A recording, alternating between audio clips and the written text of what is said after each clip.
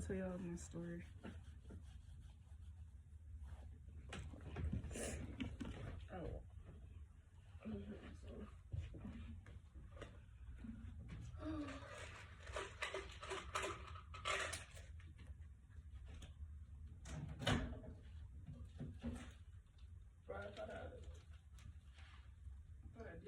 I'm all the way in the back.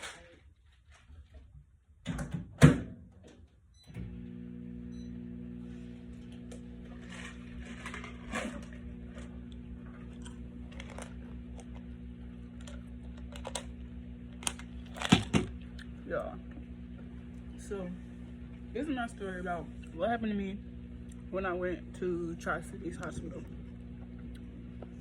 So, I was in TriCities Hospital because my family stopped loving me. That's basically what happened. For like a while, I was on my own. I couldn't find like no help. Like literally all my family would not fuck with me. And it's like their spirit was calling up to me, being weird. So I kept on getting like little petty arguments with my family. After a while, my stepdad, he put me on the EEOC. And the EEOC is when the police say, hold on.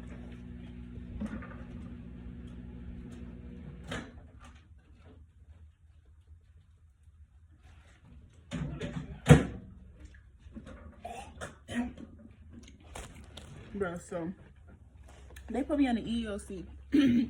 So the police pulled up on me. I'm out to eat. Minding my business, out to eat. I was sad as fuck at first. I will realize. I'll say that. I was super sad. But then I went out to eat. And they made me feel better. I still felt a little sad. I wanted to call my sister. But I'm like, by tomorrow, I'm going to go check in at the hospital. Literally, like, I get off the phone with my sister. I'm chilling. Like, a few minutes later, the police pull up. Knocking on the window, like, asked me, am I Kesey Shanae Taylor? And I said, yes. And they're like, we need you to step out of the car. They take me down to the hospital. The police were real polite and stuff like that. So I would say that. They was real polite. This is the second time I got down to the hospital. So the first time when they had tried to get me for the EOC, my ass ran. I'm telling you. I was in there. They kept asking me these questions, like spiritually, like asking me questions like trying to see if I could hear them or if I respond in my spirit. I'm responding to them. As soon as they took the cuffs off, I texted my best friend, like, come pick me up. As soon as he got there, I hit the door. I hit the door and ran out of there. The alarm went off. I had to swerve and go the other way. So I got out of there the first time. The second time, they took my phone as soon as I got in there. They took my phone, they took my clothes as soon as I got in there. Because the first time, they tried to do that, but I told them, no, I'm not doing that. And I kept my phone. The second time, they was like, no, you still got to give up your phone. And they didn't take my handcuffs off this time. They did not take my handcuffs off. Because I really was sad.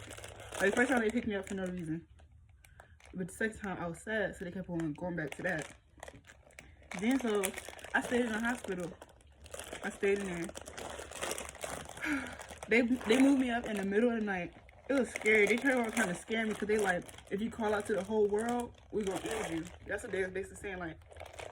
So, I was scared as hell. But yeah. So they're going to take me up there in the middle of the night.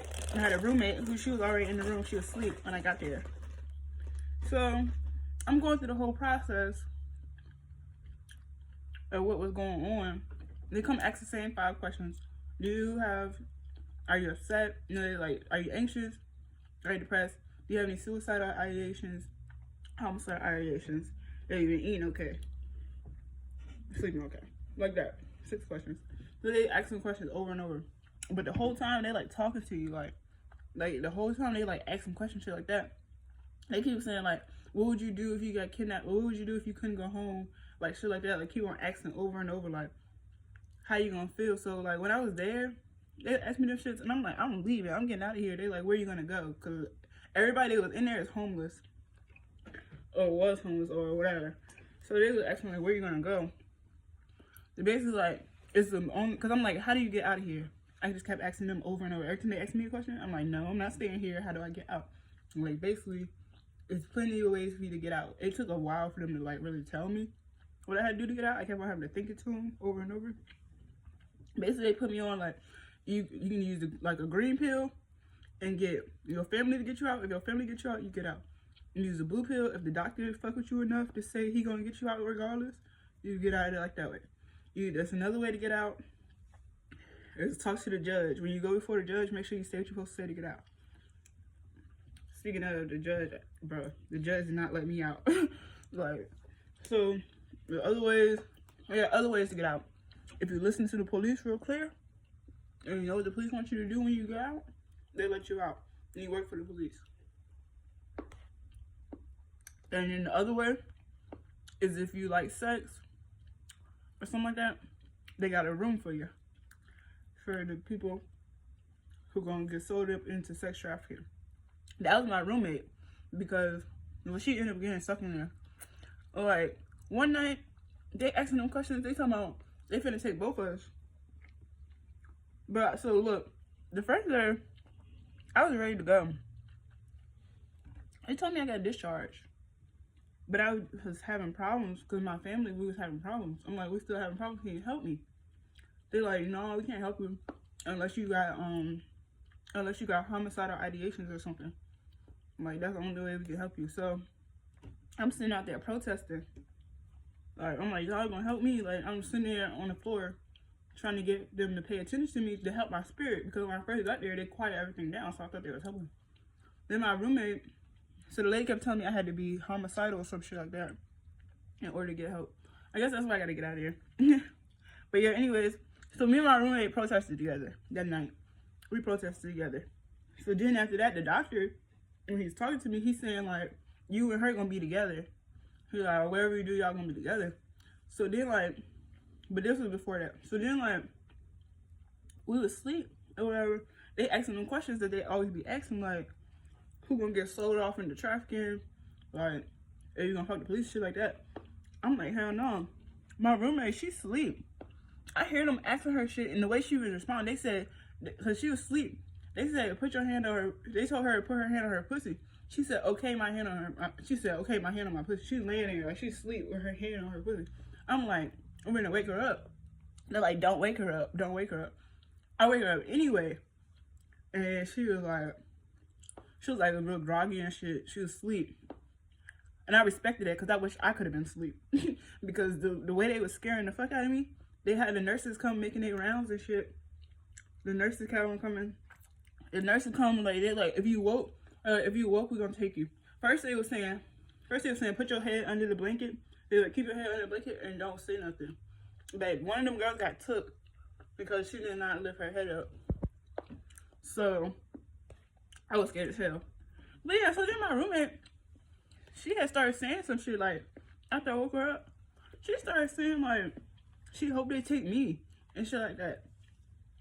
Like, don't worry about me waking you up no more, baby. Don't worry about that. But I'm like, I'm not gonna wish bad on you. I ain't gonna tell you gonna get took. Not like that. But I'm just saying, like, don't worry about me waking you up. So the whole time, that's her spirit. Like, them people had her fucked up. Cause then, like, me and her ended up talking. Cause the doctor was telling me to make sure she was straight. The doctor kept on telling me, like, make sure, like, whatever you thinking, make sure she thinking the same thing, type shit. And I'm like, okay. So, like, the doctor, like, talked to her, find out about her family and shit. So I talked to her. She told me all this crazy ass stuff. How her mama abused her, her daddy abused her. Like, I was like, what the fuck? But she kept lying. That was the thing that threw me too. She said her dad abused her and shit like that for years. But the way she was saying it was like, it wasn't no problem. Like, she was like saying like apparently she was trained to say she was okay with that type of shit. So, you know, the way she was talking to me, it's like, she still was like low-key saying she okay with it. I'm like, I'm trying to put her on. You know, you guys telling people, hell no, like, you're not going for that shit. So then, like, me and her cool and whatever.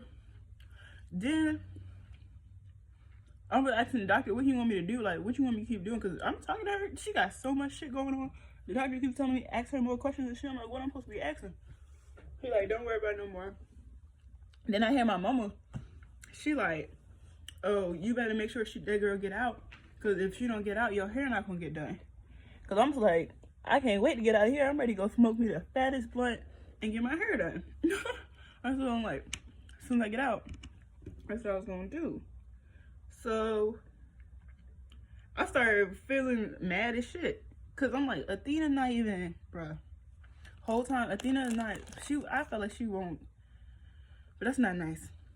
But because of like the way she was raised and shit like that, her ass sitting there flirting with him. I won't take that shit seriously. I'm like, I'm ready to get the fuck out of here and get my hair done. They came up with a plan for me. They was like, all right, how about this? We gonna send her home first. And they asked me how I was gonna act, what I was gonna do. They're like, we're gonna send her home first. And just asked me what I was gonna do when they sent her home. I said, I won't go do shit. I won't go send her. So she told me they sent her to a different room that's gonna be more quiet. That's what my roommate told me. And then all that day, it was like real sad and scary because she just sitting there sad and shit. They talking loud as a bitch, like they ready to take her, like she gonna get gone, like they ready to take her. And then like she didn't make no friends because the whole time she was there, they kept telling her go back in her room. Like literally every time she go to talk to somebody, they like go back in her room, and her ass going straight to the room. I was going to the room at first when they was telling me go to the room. Then I said, is this a real mission or a side mission? Do I need to stay in my room to get out of here? They're like, no, you don't gotta stay in your room to get out. And I'm like, oh, well, I'm not going back to my room no more. Y'all got me fucked up. Like, I thought we was gonna be straight. Bro, Zaya was the same way. So I literally thought she was gonna be straight. And apparently she was not. Where is she?